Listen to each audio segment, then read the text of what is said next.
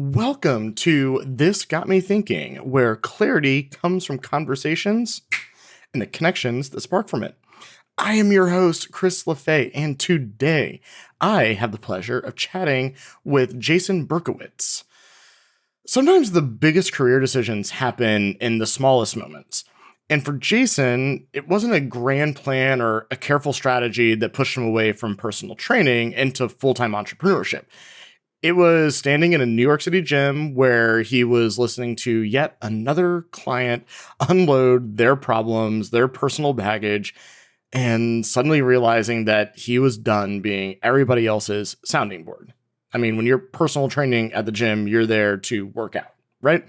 And so that moment of clarity became the catalyst for building what would become a very successful SEO agency. I'll let Jason tell his story. So how did it happen where there was a pivot point in here somewhere? It's where you decided to go from personal trainer to what I'm assuming effectively would be a pretty solid freelance career to start off with. Talk to me a little bit about that pivoting time, a little bit before and a little bit after. I would say the pivot actually started before that because I was in college at one point too. I was in a master's program for physical therapy. It wasn't really by my choice because it's just kind of, societal standards, pressure. You do this by a certain age, you do this by a certain age. And I was always into health and wellness. So it just was brought upon me that maybe physical therapy is a good option. It was that pivot actually that got me to drop out of school because I just didn't want to be a physical therapist without knowing what was next. I knew I could become a personal trainer. So that was I never wanted to stay as a personal trainer, but I knew I could be good at it. I know how to work out. I may not be the best at it, but I could be okay at it. And that was the goal, was to sell and just have clients that just want to come in.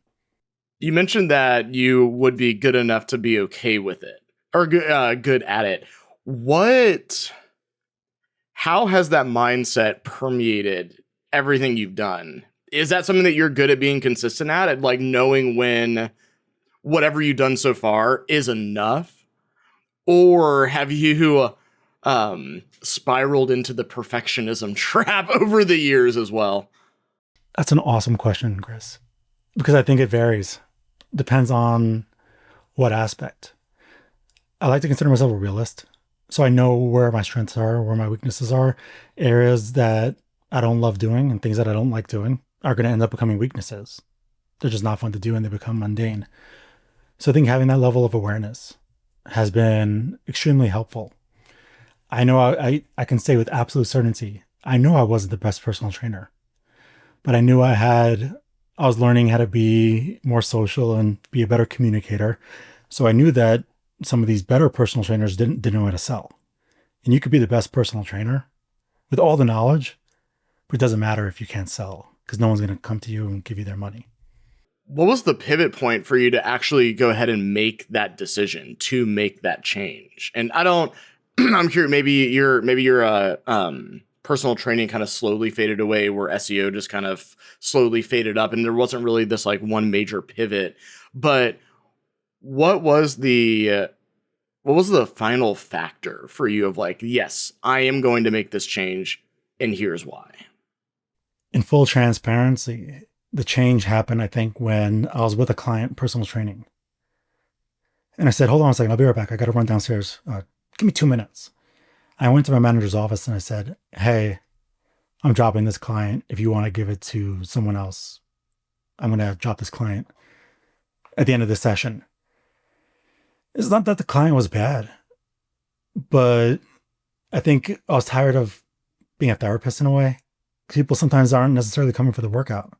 They just have shit that they need to get off their back. And they're looking at sometimes at their trainer to say, like, I used to have clients that would come and be like, oh my God, you would not believe what happened this week. And I'm like, go squat. Like, what's happening here? And I think it was just, I just wasn't, maybe it's like lack of empathy or something. I just wasn't having it. And I was just tired of that role because that was something that I didn't expect to be part of. There's a lot of things you don't expect when you become in any role, I imagine, in any industry. being a sounding board for people's day-to-day problems is very much a part of it. When you made this transition and you fired your last client basically as a personal trainer, what how did you get started? You woke up the next day and you're like, all right, cool. I'm now down another personal training client. You're kind of back to hitting the grindstone again of finding customers and not necessarily starting from scratch, because I realize you did have some work coming in on the side already too for this type of work. But what did you start applying right then and there? Yeah, I think the first driver was the principle of just social proof in a way, or proof in what I have. So the first things I did was I built an SEO freelance website. It's still somewhere out there on the internet. I don't know where it's ranking right now, but I made sure at the time, though, it ranked for New York SEO keywords. The website is SEOservicesNewYork.org. It's still live, still exists, but it was framed as like, you might remember back in the day, those long text letters, like from the founder, with today's date, like automatically at the top. Yeah. Yep. But that was what was working at the time because it was unique and it was different as well. Yeah.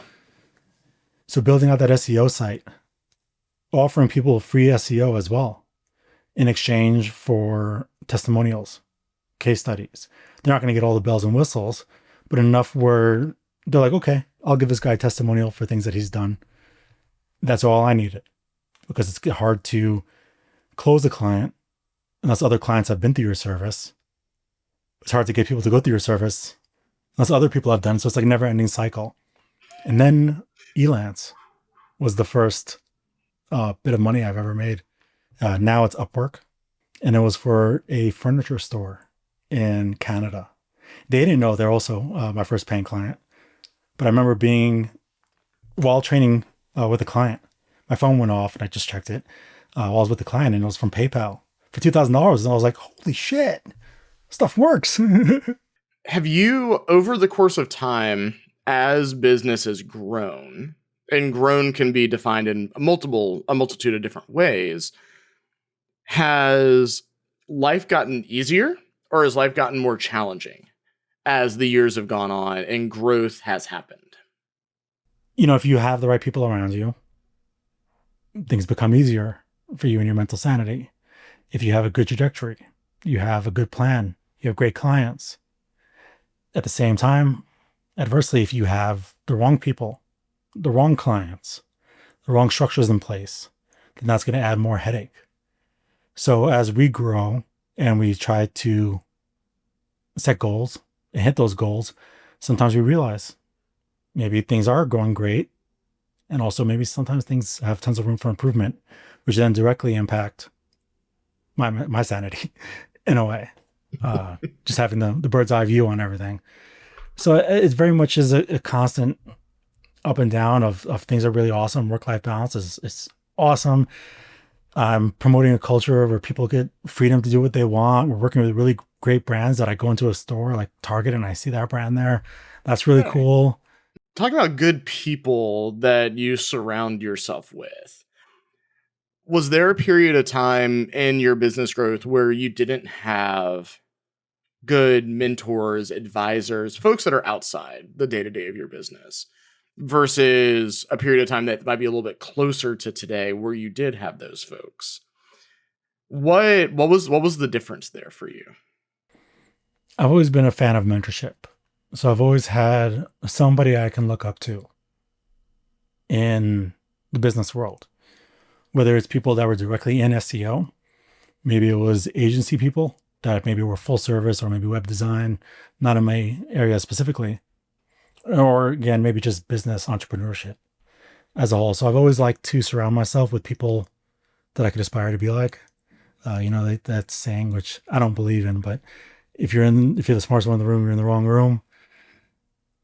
I'd like to surround myself by people and of course compensate and reciprocate people that I can pick their brain, aspire to be from.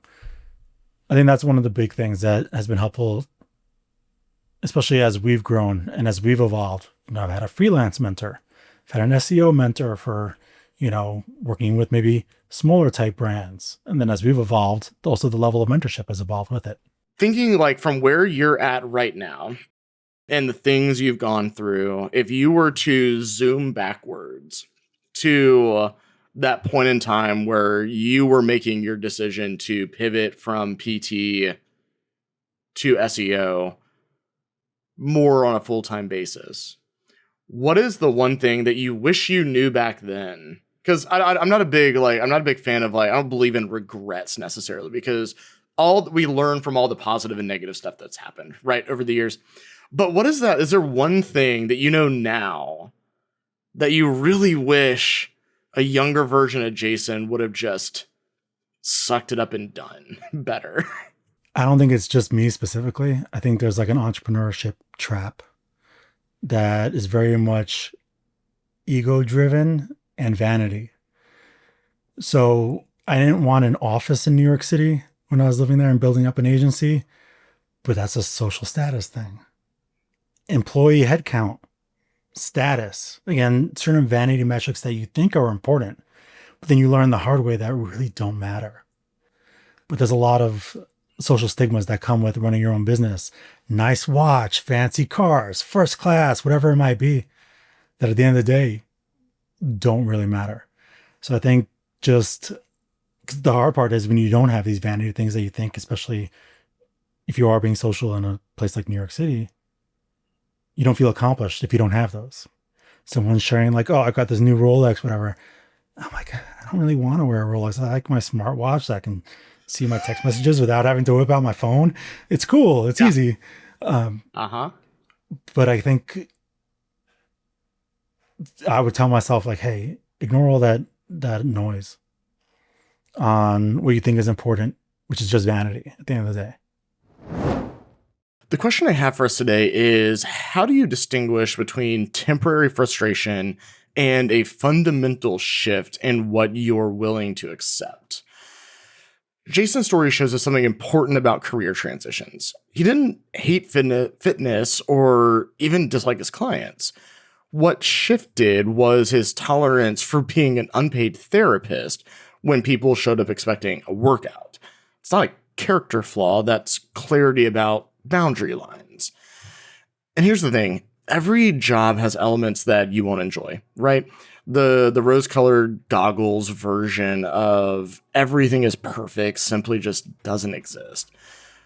But there is a difference between normal workplace frustrations and the stuff that starts consuming too much of your mental bandwidth. And when the parts you don't want to do begin overshadowing the parts that you signed up for, that's when you need to pay attention. And see, Jason didn't make a knee-jerk reaction here. He had been building his SEO business on the side and testing his tolerance for that over time. But when he hit his limit, he acted immediately. And the key is knowing the difference between a bad day and a fundamental misalignment with what you're willing to tolerate long term. That's what Jason got me thinking.